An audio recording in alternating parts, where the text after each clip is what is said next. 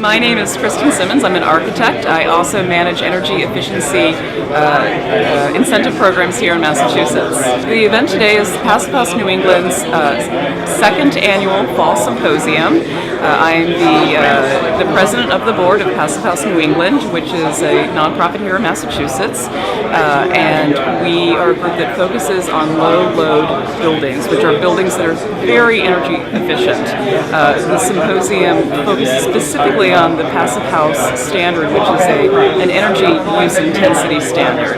So we have people from as far away as Seattle and South Carolina and Virginia here with us, although our focus is on New England.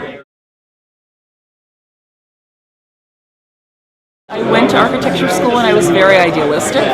I care about the environment like a lot of people do, and I went into practice and I was able to do a lot of really wonderful things working with a company, an architecture firm that cared about the environment for clients who also care.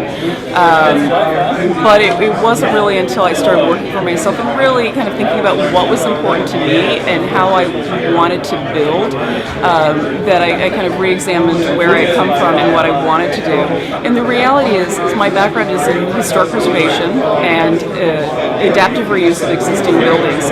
So a lot of the buildings I've worked on professionally are 125 years old and still going. And most of them, there's no reason why they can't last another 125 years, which convinced me that whatever we're building is going to be here for a long time. And it's really, really important to do the best that we can, or at least for me to do the best that I can, to make sure that it's a product that I'll be proud of, that it's not making our climate situation worse. It's making it better by reducing fuel consumption, global greenhouse production, as well as some other things such as security. A passive house project that's been designed to this standard and some other low-load buildings without heat, mechanical heat. So when the electricity goes, you don't have the gas, it can maintain a temperature of 55 degrees in winter for a long period of time, which makes a lot of sense to me. Every year we've grown.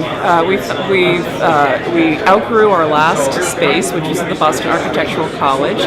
So this year we sought new space where we could have more people as well as vendors and displays of materials that are typical in passive house projects. A lot of the components that we use, like windows, ventilation systems, and other systems and products, are more efficient, more higher performance than a lot of the products you might see at your Home Depot or Lowe's.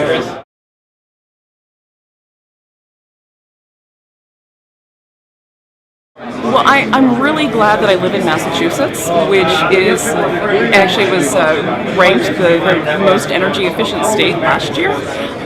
We're very proactive and forward-thinking compared to the rest of the U.S. We kind of battle it out with California, New York, and a few other states. I am optimistic. I think that people care. I think that students care. We're in architecture school right now. And I think as these concepts become more and more familiar, they will become, I think, just the reality of how we do things. Just an architect wouldn't think twice about, well, are you gonna put in the best waterproofing detail, or are you gonna put in a waterproofing detail that's okay? And no architect I know would do okay, because it's not worth it. So are we gonna do the best air sealing details, or are we gonna go with okay? And it will become more commonplace. I might be wrong about that, but I don't think so. What I do look at is the Pentagon, the Air Force, the Army. They're looking at the passive house standard because they've recognized that from a security standpoint, not relying on fossil fuels is safer. They don't have to get oil out to places that are difficult to get to. So if they're doing it, if the Pentagon is looking at this, I think it's credible. I think a lot of institutional clients are looking at this too because they own buildings for a couple hundred years. And so they see a long-term investment as being really important. And the houses just feel comfortable. Environmental building, energy efficient building in the United States has changed dramatically in the last 10 years. So the conversations we were having in 2002 are totally different from what we're talking about now and what we know now. It's a field with a lot of transition and change, and it's hard to keep up with. We can look to the example of Europe and the European Union, and we're at where they were in 1990, 1992. They're not having conversations that, is this the right way to do this or that or whatnot. Now, I mean, they were then. They're not now. However, innovation keeps happening. What's the reality is that a lot of contractors, especially residential contractors, maybe work on 2 or 3 houses a year. So it's a slow transition. So what somebody might have worked on 2 years ago is maybe not what we know to be better practice now. So things are just changing really quickly, and I think that just is a part of the reality. If we keep changing as quickly as we are, or we have been, what we'll be doing in 5 years, 10 years might be different. Does this mean we did not know what we were doing in 2002? Well, we knew a lot more in 2002 than we did in 1992 and in 1982. I think this is just a fact of life, and sometimes transition happens more quickly, and sometimes it happens more slowly. I can say that I'm building better buildings now than I was 10 years ago.